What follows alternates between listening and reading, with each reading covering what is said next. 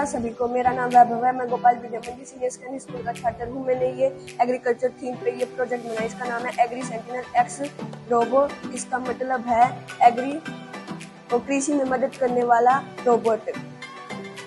इसमें M2 लगे हैं, M2 37 और M2 135, और जो खेत में गैस होती है वो डिस्प्ले पे शो करेंगे।